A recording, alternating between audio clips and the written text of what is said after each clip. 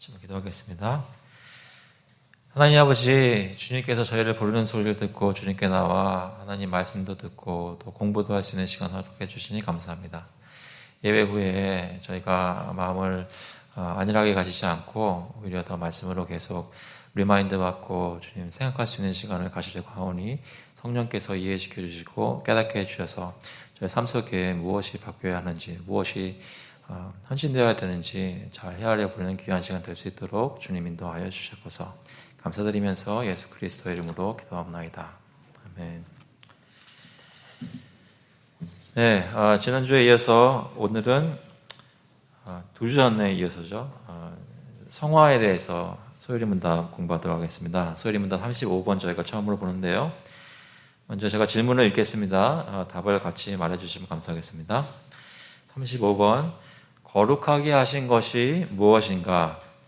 거룩하게 하신 것은 하나님의 값없는 은혜의 역사이신데 이로써 우리가 하나님의 형상을 좇아 온 사람이 새로워짐을 얻고 점점 죄에 대하여서는 능히 죽고 의에 대하여서는 능히 살게 되는 것이다. 네, 그래서 여기 성경 구절들이 좀 있는데요.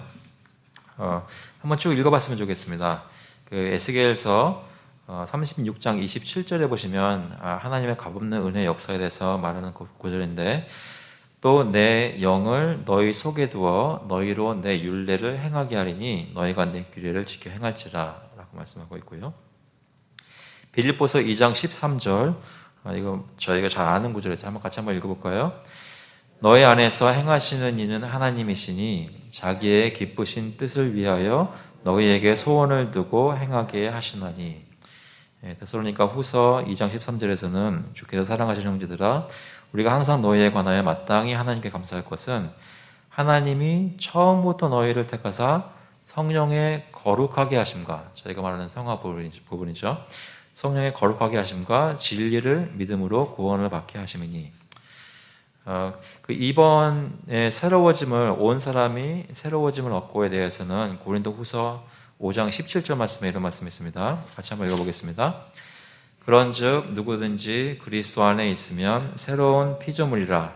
이전 것은 지나갔으니 보라 새 것이 되었도다. 하나님께서 역사하셔서 새로운, 본성적으로 달라진 그런 사람들을 만들어 주셨다는 것이죠. 에베소서 4장 23절에는 오직 너희의 심령이 새롭게 되어, 새롭게 되는 성령의 역사에 대해서 얘기를 합니다. 하나님을 따라 의와 진리의 거룩함으로 지으심을 받은 새 사람을 입으라. 데살로니가 전서 5장 23절 같이 한번 읽어보겠습니다. 평강의 하나님이 친히 너희를 온전히 거룩하게 하시고 또 너희의 온 영과 혼과 몸이 우리 주 예수 그리스도께서 강림하실 때에 흠없게 보존되기를 원하노라. 하나님께서 우리를 거룩하게 하시는 것에 대해서 말씀하고 있는데요. 3번을 보시면 의에 대하여는 능히 살게 되는 것이다. 죄에 대해서 죽고 의에 대해서 능히 살게 되는 것. 성경 구절들을 보시면 에스겔서 36장 25절이 나옵니다. 맑은 물을 너에게 뿌려서 너희로 정결하게 하되 곧 너희 모든 더러운 것에서와 모든 우상 숭배에서 너희를 정결하게 할 것이며, 죄에 대해서 죽는 것을 얘기하는 거죠. 또 새 영을 너희 속에 두고 새 마음을 너희에게 주되, 살아나는 것입니다. 너희 육신에서 굳은 마음을 제거하고 부드러운 마음을 줄 것이며 또 내 영을 너희 속에 두어 너희로 내 율례를 행하게 하리니 너희가 내 규례를 지켜 행할지라. 하나님께서 정말로 하나님 순종하는 사람들을 만들어 가시는 과정을 얘기하고 있죠. 로마서 6장 4절, 6절, 12절부터 14절에는 이렇게 말씀합니다. 그러므로 우리가 그의 죽으심과 합하여, 여기 침례라고 되어 있는데 이게 세례입니다. 세례를 받음으로 그와 함께 장사되었나니 이는 아버지의 영광으로 말미암아 그리스도를 죽은 자 가운데서 살리심과 같이 우리로 또한 새 생명 가운데서 행하게 하려 함이라. 우리가 알거니와 우리의 옛사람이 예수와 함께 십자가에 못 박힌 것은 죄의 몸이 죽어 다시는 우리가 죄에게 종노릇 하지 아니하려 함이니. 그러므로 너희는 죄가 너희 죽을 몸을 지배하지 못하게 하여 몸의 사욕에 순종하지 말고 또한 너희 지체를 불의의 무기로 드리라. 죄가 너희를 주장하지 못하리니 이는 너희가 법 아래에 있지 아니하고 은혜 아래에 있음이라. 저희가 주님과 함께 죽고 살아나는 것에 대해서 얘기를 계속하고 있고요. 또 고린도후서 7장 1절에 보시면 그런즉 사랑하는 자들아 이 약속을 가진 우리는 하나님을 두려워하는 가운데서 거룩함을 온전히 이루어 신분적인 뿐만 아니라 실제로 거룩해지는 것 그런 것들을 온전히 이루어 육과 영의 온갖 더러운 것에서 자신을 깨끗하게 하자. 변화에 대해서 얘기를 계속 하고 있습니다. 베드로전서 2장 24절 이거 같이 한번 읽어볼까요? 친히 나무에 달려 그 몸으로 우리 죄를 담당하셨으니 이는 우리로 죄에 대하여 죽고 의에 대하여 살게 하려 하심이라. 그가 채찍에 맞음으로 너희는 나음을 얻었나니. 네. 저희가 죄에 대하여 죽고 의에 대하여 살게 하려 하심이라 라는 것에서 저희가 성화의 역사들을 살펴보게 됩니다. 저희가 죄에 대해서는 죽는, 그러니까 죄를 더 이상 사랑하지 않고 미워하고 그런 것들이 없어지고 의에 대해서는 사모하고 사랑하는 마음으로 살게 되는 그런 것들을 성화의 역사로 열매를 보게 되는데요. 토론 질문 잠시 보시겠습니다. 첫 번째, 저희가 칭의와 입양과 성화에 대해서 얘기를 하는데 예수 그리스도에 연합한 사람들이 가지게 되는 그 유익, 크게 세 가지를 얘기하죠. 칭의와 입양과 성화. 그런데 그 질문은 성화는 칭의나 입양과 어떤 점에서 다른가라는 것입니다. 어떻게 성화가 칭의나 입양과 다른가? 성화는 칭의나 입양과 다음과 같은 점에서 다른데요.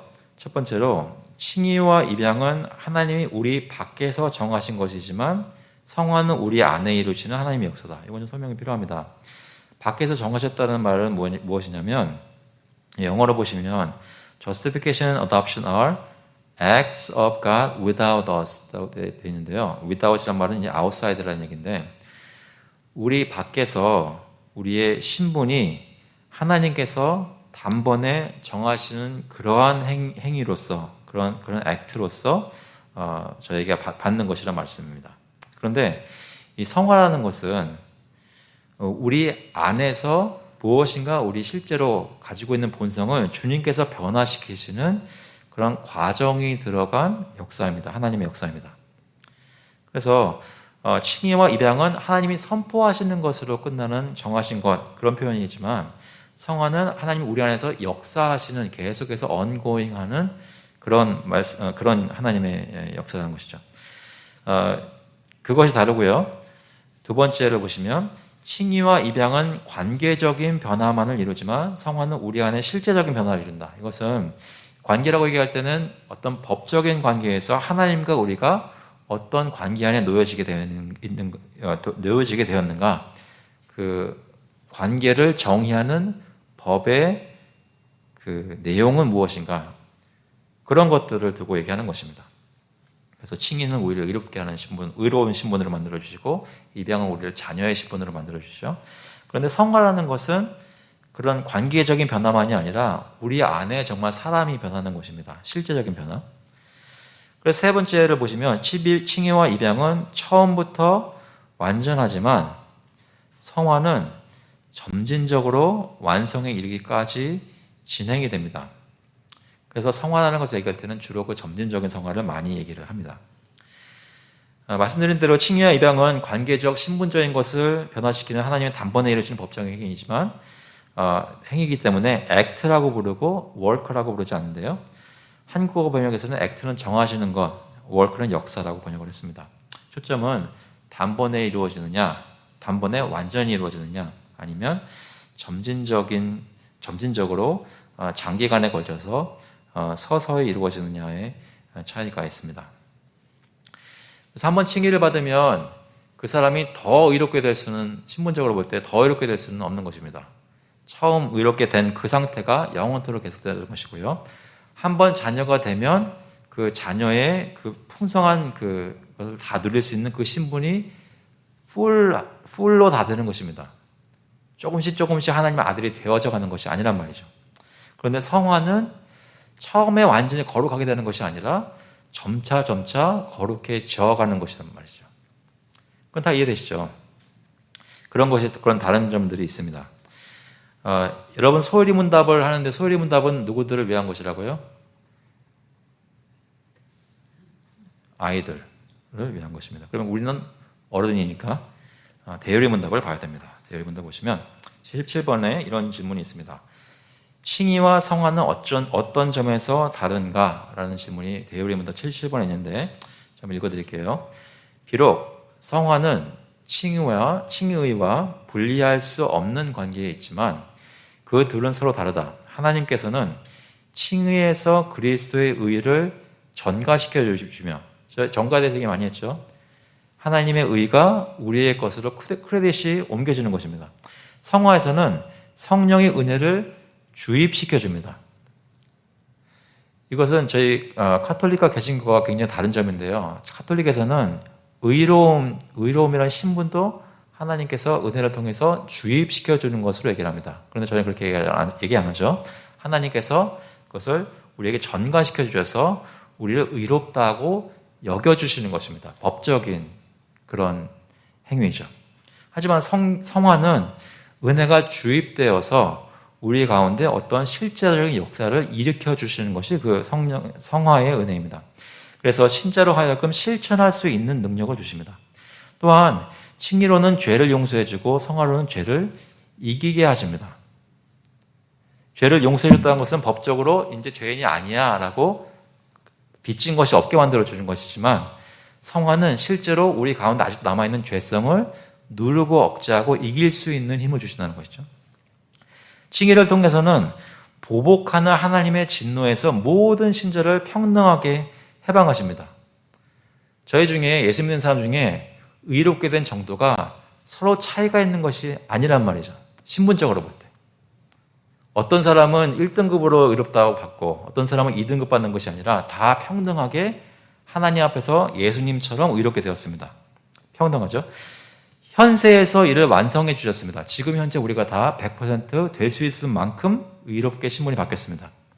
그들이 다시 정죄에 떨어지지 않게 하십니다. 그런데 성화를 통해서는 모든 신자 간에 평등하지가 않습니다. 이렇게 생각해 보셨어요? 지금 현재 이 방 안에 있는 성도들이 실제로 거룩함의 정도에 있어서는 조금씩 다르다는 것이죠. 동의가 되시는지요? 여러분은 그러면 이 방 안에 지금 예를 들어서 15명이 있다고 치자면, 15명에 20명이 있다고 치자면 여기서 몇 위나 하실 것 같으세요? 제일 꼴찌가 누굴지를 물어보는 것보다 제일 1위가 누군지 좀 궁금하지 않으세요? 왜 그런 게 궁금합니까?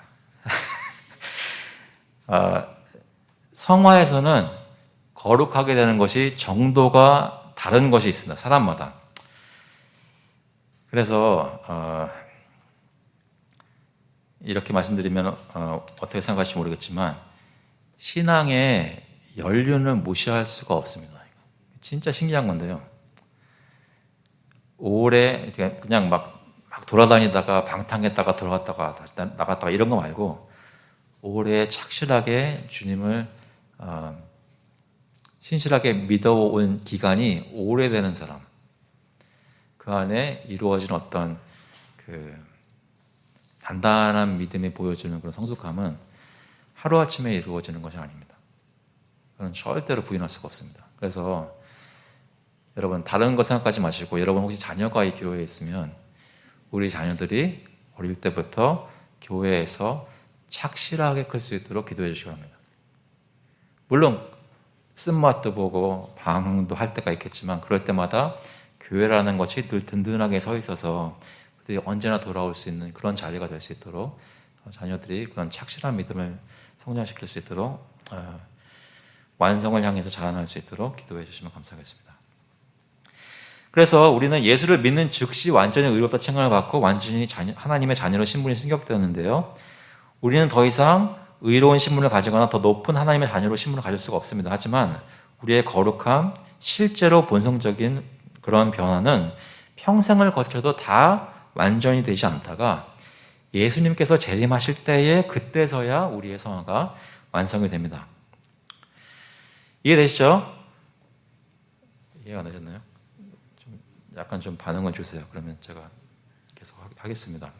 그 다음 거 넘어가면, 그렇다고 해서 성화가 점진적인 것이라고 해서 성화라는 것이 점진적인 부분만 있는 것은 아닙니다. 이거를 좀 생각을 해보고 싶은 건데요. 처음 예수를 믿게 되었을 때 우리의 본질, 본성에 아무런 변화가 없다는 것이 아니란 얘기죠. 법적이고 신분적이고 관계적인 변화뿐만 아니라 실제적인 본성의 영역에서도, 그러니까 법적인 그런 관계 부분에서만 100% 이렇게 꽝 하고 벌어지는 것이 그쪽에만 있는 것이 아니라 실제적인 내 속에서 일어나는 그 본성의 영역에서도 무엇인가 단번에 이루어지는 그런 것들이, 변화들이 있다는 것입니다. 본성에 대해서 얘기를 할 때, 신분이 아니라 본성에 대해서 얘기할 때 단번에 이루어지는 것이 예수를 처음 믿을 때 있다는 것이죠. 물론 이것은 완전히 거룩해지는 것은 아닙니다.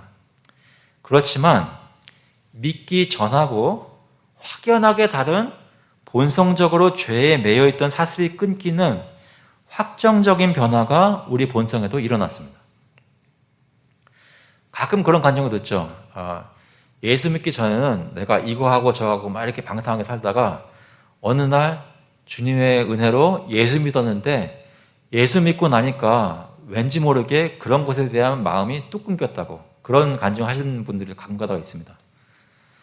단순히 그런 것뿐만 아니라 실제로 모든 성도들이 예수님 처음 믿을 때 본성적으로 무엇인가 죄의 사슬이 끊기는 것을 경험하게 됩니다. 그것이 완전하지 않기 때문에 거기서 계속 자라나가야 되겠지만 무언가 시작하는 무엇인가가 다운 페이먼트가 있다는 것이죠. 결정적 또는 확정적 성화라고 불리는 면이 있는 것인데요.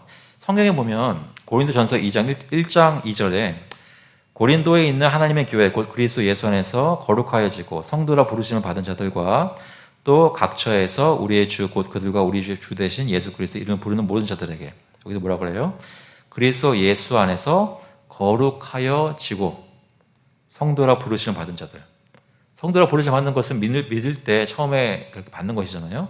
그런데 그 말과 함께 가는 말이 뭐냐면 거룩하여지고라는 것도 있다는 것입니다. 고린도전서 6장 11절에 보시면 너희 중에 이와 같은 자들이 있더니 주 예수 그리스도의 이름과 우리 하나님의 성령 안에서 씻음과 거룩함과 의롭다 하심을 받았느니라.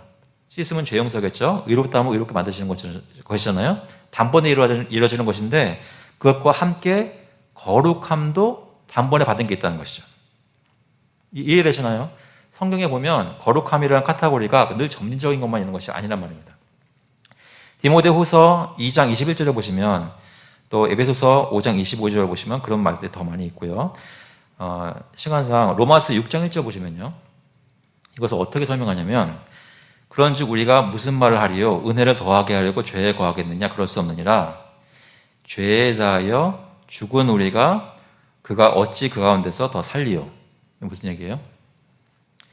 단번에 일어나는 확정적인 성화를 무엇이라고 성경은 설명하냐면 예수 믿기 전에는 본성적으로 죄만 사랑하는 죄의 영역에서 살았어요. 죄의 나라에서, 사단이 다스리는 나라에서 살았단 말이에요.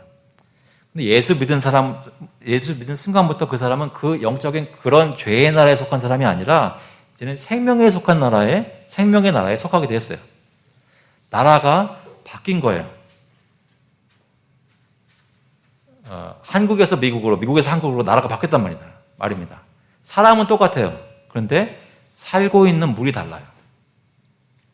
그래가지고 다른 원리들이 그 본성에서 작용하는 거예요. 이제. 그렇기 때문에 겉으로 보기에는 똑같은 죄의 습관들을 아직도 가지고 있는 사람 같아도 예수 믿는 사람과 예수 믿지 않은 사람은 다른 겁니다. 무엇인가 의롭게 하는 일을 하려고 할 때에 신문적으로만 다른 것이 아니라 실제로 그 사람 안에 있는 무엇인가가 원칙이, 원리가 바뀐 겁니다.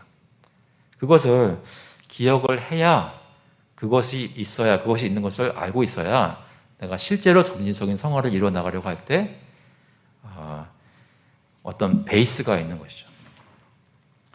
그래서 성화는 누구의 역사인가? 이 두 번째 질문을 보시면요. 성화는 누가 하는 겁니까? 라는 질문인데 우리가 성화의 대상이긴 하지만 우리는 우리의 성화의 저자이거나 효력 있게 하는 원리는 아닙니다. 우리는 스스로를 타락하게 할 수는 있지만 우리 자신들을 정결하게 하고 새롭게 할 수는 없습니다. 저희가 칭의나 입양을 얘기했을 때 이건 전적으로 하나님이 하시는 걸로 했잖아요. 그죠? 우리가 하나님에 의해서 뭐 해가지고 우리가 의로운 심을 얻은 게 아니죠. 그런데 성화는 제가 몇 번 얘기를 말씀드렸지만 우리가 하나님과 같이 하는, 동참해서 하는 역사라고 했습니다. 그런데 주의해야 될 것은 뭐냐면 우리가 동참한다고 해서 하나님이 이만큼 하고 나는 이만큼 하면 그것이 서로 협력하여서 어떤 거룩한 결과를 낳겠지라고 생각하면 큰일 난다는 것이죠. 이것은 전부 다 전적으로 하나님이 하시는 역사인데, 성령께서 하시는 역사인데, 그런데 그 하나님께서 하시는 역사에 신자가 도구로서 쓰임받는다는 것입니다.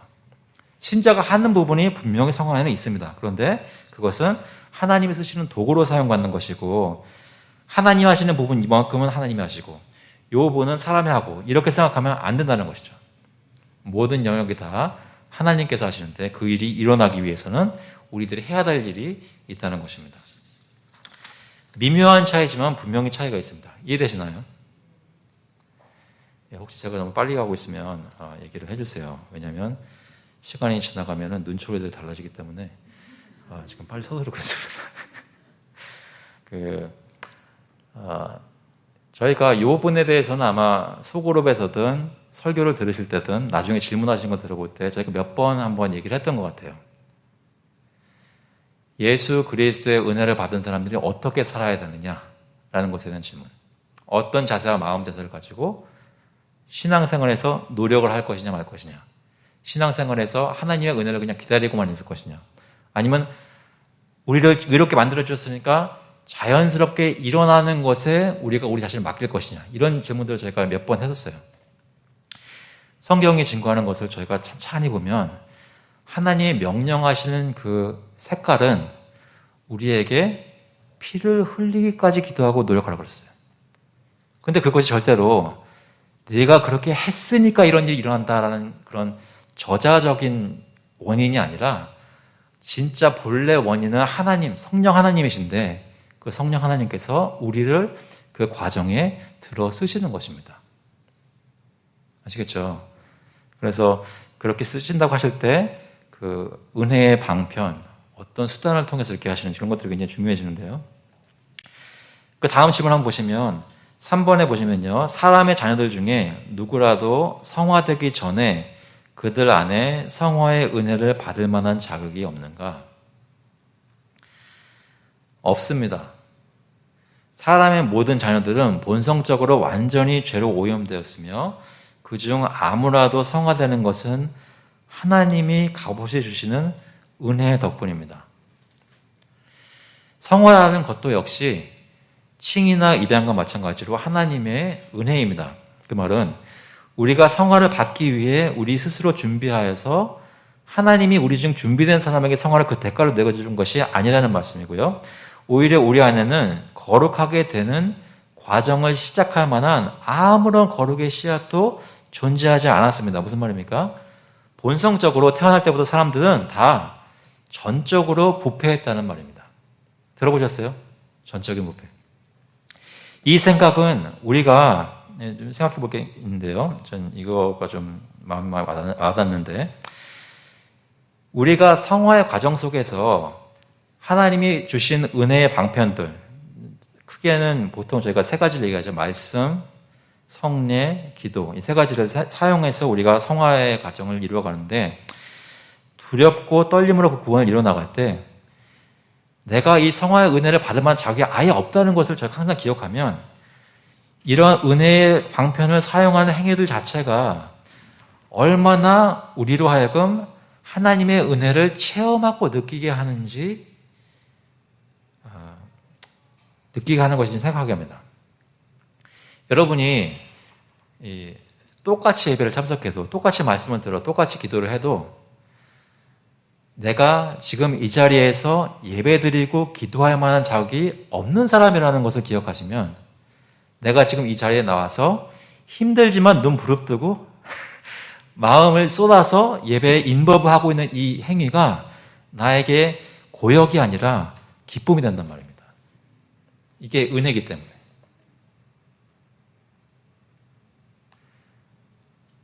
제가 말씀을 너무 빨리 드려가지고 잘 씹어드시기 힘드실 텐데, 집에 가셔서 천천히 한번 들어보세요.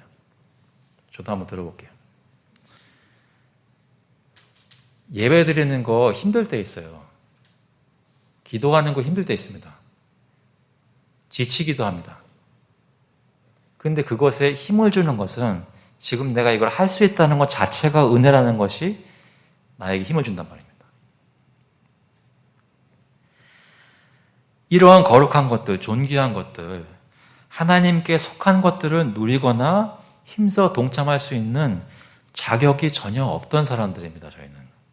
그런데 하나님의 은혜로 우리가 하나님이 우리를 구원하셔서 하나님의 거룩한 형상을 닮아가도록 만드는 일에 동참하게 하셨습니다.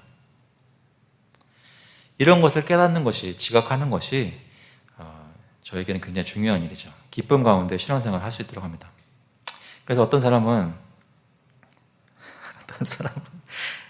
제가 이게 좀 부끄러운 말씀인데 전에 교회에 있을 때 그 새벽 기도를 맨날 가잖아요. 근데 새벽 기도를 맨날 가는데 힘들잖아요. 안 힘드세요, 여러분은? 힘들어요. 근데 이게 조금 달라요. 어떻게 다르냐면 성도님들은 정말 힘들면 안 나와도 되잖아요.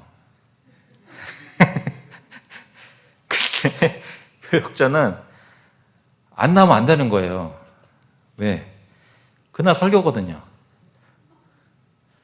한 번 안 나왔어요. 그때 난리가 났어요. 전화하고 난리가 났는데 사무실 앞에 주는 거예요.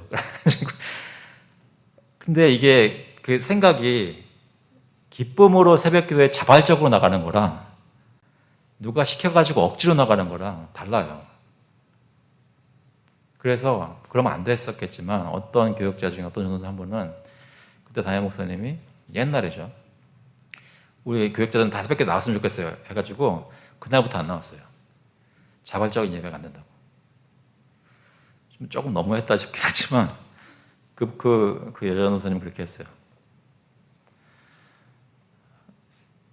근데 누가 시키든 안 시키든 여러분이 예배의 자리든 섬기는 자리든 우리가 그 자격이 없다는 것을 한번 기억해 보십시오. 그리고 이거 할 수 있다는 것 자체가 얼마나 귀한 것인지를 한번 생각해 보십시오. 그러면 이 은혜가 생깁니다. 네 번째, 우리의 성화는 무엇으로 구성되는가? 우리의 성화는 무엇으로 구성되는가? 우리의 성화는 우리가 하나님의 형상으로 새롭게 되는 것으로 구성되는데 지식과 의와 거룩함에서이다. 고린도서 3장 10절에 보시면 새 사람을 입었으니 이는 자기를 창조하신 이의 형상을 따라 지식에까지 새롭게 하심을 입은 자니라. 에베소서 4장 24절에 보시면 하나님을 따라 의와 진리의 거룩함으로 지으심을 받은 새 사람을 입으라 했습니다. 그래서 성화라는 것은요, 곧 거룩하게 된다는 것은 하나님의 형상을 닮아가는 것을 얘기합니다. 다시 말해서 하나님의 아들 예수 그리스도를 닮아가게 된다는 것입니다. 로마서 8장 29절 같이 한번 읽어볼까요? 로마서 8장 29절 하나님이 미리 아신 자들을 또한 그 아들의 형상을 본받게 하기 위하여 미리 정하셨으니 이는 그로 많은 형제 중에서 맏아들이 되게 하려 하십니다. 그 아들의 형상을 본받게 하기 위해서 미리 정하셨다고 했습니다. 구원받은 목적이. 근데 이것은 하나님께서 자신의 형상을 따라 인간을 창조하셨을 때 갖추셨던 본래 창조의 목적에 부합하는 것입니다. 창세기 1장 26절에 보시면 하나님이 이르시되 우리의 형상을 따라 우리의 모양대로 우리가 사람을 만들고, 그리고 그 27절에도 하나님이 자기 형상 곧 하나님의 형상대로 사람을 창조하시다 했습니다. 그래서 성화라는 것은 구원의 우리가 구원받는다는 그 내용에 성화는 거룩하게 되는 것은 필수적인 것입니다. 거룩함이 없이는 주를 못 본다고 그랬습니다. 그래서 구원의 목적을 직접적으로 성취하는 것에 속하는 것입니다. 그러니까 칭의만을 강조하고 성화를 간구하는 것은 구원의 본질적인 의미를 오해하는 겁니다. 우리는 왜 구원받았어요? 거룩하게 만드시려고 구원하셨다는 것입니다. 이해되시죠? 저희 모두가 다 거룩하게 돼야 됩니다. 성격이 바뀔 필요는 없습니다. 그러니까 너무 과격한 성격이면 좀 바뀌시면 좋겠지만, 그렇지만 다 개성 가지시고 그 주신 그 캐릭터를 가지고 다 거룩해질 수 있습니다. 우리의 성화의 대상은 무엇인가? 우리의 성화의 대상은 우리의 전 인격인데 이해와 의지와 양심과 기억과 감성에서 모든 것이 그 작용면에서 새롭게 되고 변화된다. 그리고 우리 몸의 모든 지체들은 그 쓰임에 있어서 변화되는데 의의 도구로 만들어진다. 그래서 우리가 성화되는 부분은 우리의 전체 인격입니다. whole person입니다. 우리가 이해하는 것, 지적인 거죠. 우리가 의지하는 것, 우리의 옳고 그름을 분별하는 양심, 우리가 무엇을 기억하는 것, 우리에게 유리한 것만 기억하는 것이 아니라 우리를 연약하게 만든 것도 기억하게 하고 하나님의 은혜를 올바로 의지하게 하는 그런 기억들, 우리의 소위 말하는 감성 같은 것들이요. 다시 말해서 우리가 하나님의 존귀한 것을 열망하고 추구하게 하는 의지적인 종교적인 감정, affection이라고 얘기했죠. religious affection이라고 했죠. 우리 인격의 모든 부분이 다 하나님이 거룩하게 하시는 일의 대상이 됩니다. 이 성화의 대상이라는 것이죠. 그런데 여기서 마지막으로 좀 생각해 봐야 되는 것은 뭐냐면 하나님의 역사의 대상인데 수동적으로 가만히 있어서 받게 되는 것만이 아니라, 그런 면들도 있지만 받게 되는 것만이 아니라 능동적으로 하나님의 성령의 역사와 명령에 순응하고 순종하여서 이루어지는 것입니다. 그래서 우리가 지각하는 영역에서 우리가 알 수 있는, 깨닫는, 우리가 보고 느끼고 듣고 할 때 그런 영역에서 볼 때 우리가 정말 발걸음을 떼어가지고 실제로 내가 주체가 돼서 하게 하고 말하게 하고 행동을 하게 하는 어떤 주체적인 성격을 띠게 하는 것이 성화의 역사입니다. 하나님이 궁극적인 주체이신데도 불구하고 사람이 무엇인가를 해야 되는 것이 바로 성화의 그 과정이란 말이죠. 이해되시나요? 어떤 성화는요, 말씀드린 대로 예수 믿었더니 어떤 안 좋은 것에 대한 욕심에 나도 모르게 끊기는 것들이 있어요. 전적으로 수동적인 것들이 있습니다. 그 처음뿐만 아니라 나중에도 그런 것들이 있어요. 그런데 전체적으로 보면 훨씬 더 많은 부분이 내가 하나님의 말씀을 듣고 내가 가만히 있지 않고 능동적으로 참여해서 주님을 순종해 나갈 때 그 거룩함이 이루어지는 것이 많다는 것이죠. 이해되시죠? 오늘따라 왜 저러시나 그러실 것 같아요. 근데 그게 굉장히 중요한 거예요. 이렇게 말하면 너무 일반화시키는 걸 수 있겠지만 현대교회가요, 특히 이상한 모습으로 한인교회들, 복음주의 교회가 요즘 들어서 이토록 처참하게 나쁜 모습을 보이는 이유는 성화에 대한 노력이 없어서입니다. 옛날에는 안 그랬어요.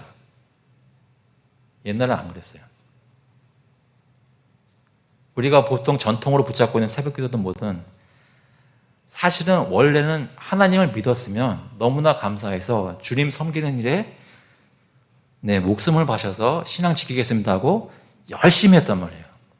그런데 하나님의 의뢰인의 생활에 들어오면서 여러 가지 다른 요소가 이유해가지고 칭의를 잘못 강조한 나머지 성화에서 내가 해야 되는 책임들을 벗어버리고 안 하는 경우들이 생겼기 때문에 거룩하지 못한 부분들이 많단 말입니다. 거룩함을 이루기 위해서는 물론 복음이 말하는 것에 의지해서 우리가 그것에 근거해서 행동을 해야 됩니다. 그러나 해야 됩니다. 그럴 때 우리 가운데 거룩함이 생기게 됩니다. 혹시 질문 있으신가요? 네, 오늘은 거기까지만 하도록 하겠습니다. 다시 한번 기도하겠습니다. 하나님 아버지, 주님께서 저희 거룩하게 만드시려고 독생자 대신 예수 그리스도 십자가에 달려 죽게 하시고 그분이 부활하게 하시고 승천하게 하시고 성령을 보내주셔서 성령이 가만히 계셨던 것이 아니라 우리 가운데 진짜로 어떤 신비한 역사들을 하셔가지고 지금 저희가 주님께서 인도하시는 대로 거룩하게 되어지고 있는 줄로 믿습니다. 그 과정 속에 분명히 우리에게 말씀하시고 명령하시고 인도하시는 것들이 매주마다 매일마다 말씀을 통해 저에게 다가오는데 저희 마음이 이런 것들을 순종하는 것에 있어서 여러 가지 핑계나 다른 말장난으로 주님을 순종하지 않는 일이 없도록 주님께서 인도해 주시고, 특별히 죄에 속이는 것으로부터 저희를 보호해 주셔서 저희가 하나님을 정말 순종하는 사람들 될 수 있도록, 그 일에 저의 삶을 잘 바칠 수 있도록 주님께서 인도하여 주셔서 감사드리면서 예수 그리스도의 이름으로 기도합니다. 아멘. 감사합니다.